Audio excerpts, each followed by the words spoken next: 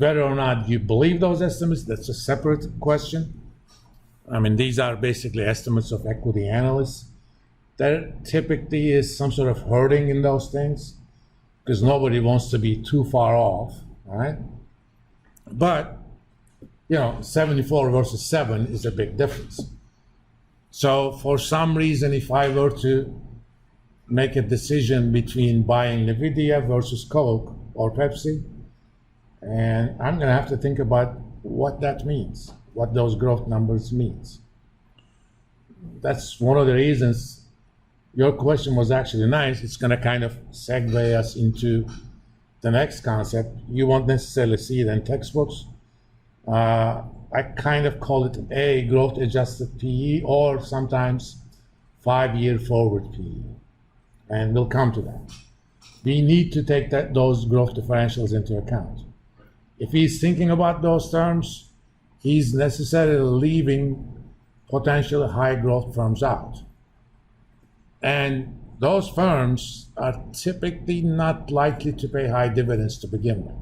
So if his investment philosophy has to do with, I want to have a portfolio that produces dividend income, in and of itself, there is nothing wrong with that. Because he may be running money for people who needs that income. If I was smarter and didn't send my kids to high-priced colleges and sent them to EKU, I would have used a lot of my retirement money, and I probably could have retired next year, given how much money I would have had in my retirement account. What do I need during retirement years?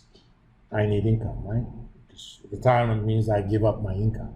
So I can't take too much risk, but I also want to benefit from growth of the stocks in general. So I want to invest into things that has potential to grow. So I'm going to take some risk, but I also want them to produce income. His philosophy was like, with price of earnings being that high, being unsure of any growth rate, it could be overvalued. And so Could be. Growth could be slow. Could be. But we could always go with, conservative estimates. 7 versus 75 is very different. Let's say these guys were very wrong and NVIDIA is going to grow only 40% over the next 5 years.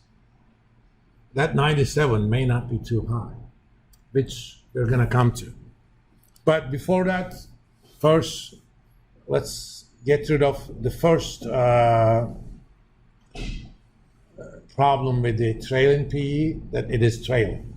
It is based on backward-looking numbers. And so trailing PE has actually 2 problems.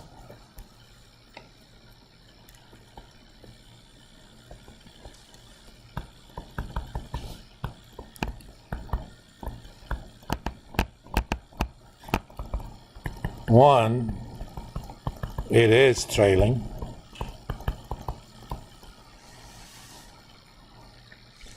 I mean, if we use the past earnings as an estimate of earnings in the future, sure, why not?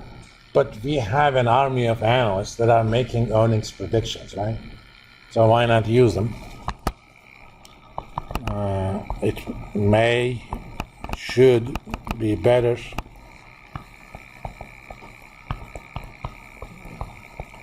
if we use predicted, forecasted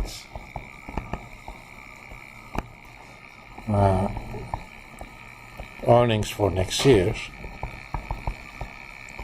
This gives us the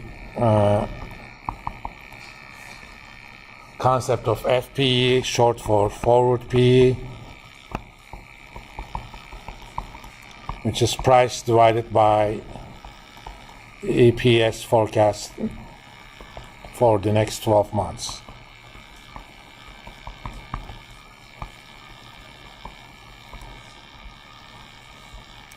The second problem is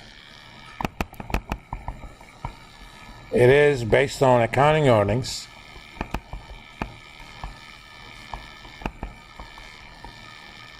Which may be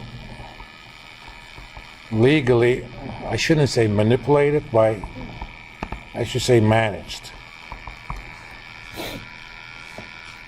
Accounting earnings and cash earnings are different by accruals, okay? Some accruals are innocent. You sell stuff on credit. You record that as revenue as soon as you make the sale, but it takes a while for you to recover it. So in and of itself, that's not much of a problem. But sometimes you can create high accruals using management of timing of taxes, for example. What you write in your financial statements as taxes and what you actually pay are two different things. For example, it's a big complaint of a lot of people, especially those who are more in agreement with the Democratic Party, that companies like Apple, Google, Amazon are paying almost zero federal taxes. Okay? It's not that easy for them to get out of state taxes, but they pay very little federal taxes. Part of the reason is they put their headquarters in, for example, in Ireland, where the corporate tax rate is 12%, in the US is 22%, and US tax law says unless you repatriate those profits, you don't pay any federal taxes on them. That's an example of a big accrual. Let's look at just since I have it here, let's look at NVIDIA. Their operating income over the last 12 months is about $11 billion. So I don't know what NVIDIA does, but suppose NVIDIA was, for tax purposes, headquartered in Ireland. That would have made $1 billion difference.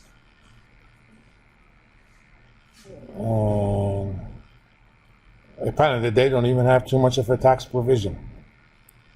Their declared tax rate is about 7%. So they're probably taking advantage of a lot of tax loopholes, including what is euphemistically called transfer pricing. I have a college friend who's a managing partner in Deloitte & Touche. This guy has a PhD from economics from Princeton University. All he does is optimize the tax burden of companies using different jurisdictions. He actually makes a living out of that, a very good living. That means on a given year, earnings may fluctuate based on how they manage. Over longer periods of time, it's kind of rule of gravity, but for accruals, what's gravity? Unless you have an escape velocity, what goes up must come down, right? So in accruals, whenever accruals are unusually high in a year, that in and of itself implies that they're going to be unusually low sometime in the future. So you pay for the accruals. The one approach is to use Robert Shiller's approach, the so-called Shiller PE. He does this for trailing. What he does is he says, let's compare price to average of earnings adjusted for inflation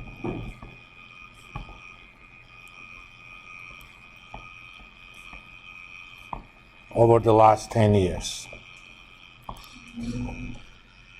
If you're using trailing PE, you already have this data, so it's not that difficult to do it.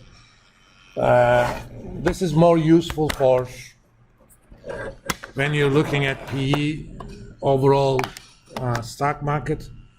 For example, you can find it in a lot of places, but among others, if you go to a website called multpl.com, multiple without I and an E, S&P 500. Oh, they actually have it for different now. Oh, they have it, okay. This is the standard PE ratio for S&P 500. It's about 2350, but Shiller PE is 2814, okay? That pretty much means earnings were too high over the last year relative to the average. And if you look at kind of historical, there is, and you can get this as a table, monthly table. You have it since 1871 or so, because Robert Shiller has calculated that. And Shiller PE is a little bit less volatile. You know, anytime it goes up too high, eventually it comes down, okay? The biggest peaks are, this is 1929. It went from around 30s to about 5s. This is the NASDAQ bubble. It went as high as 45, back down to 15. This is about before COVID, just closer to 40s. It's about 28. We're gonna talk about something like Shiller PE later in detail, but the idea is kind of sound.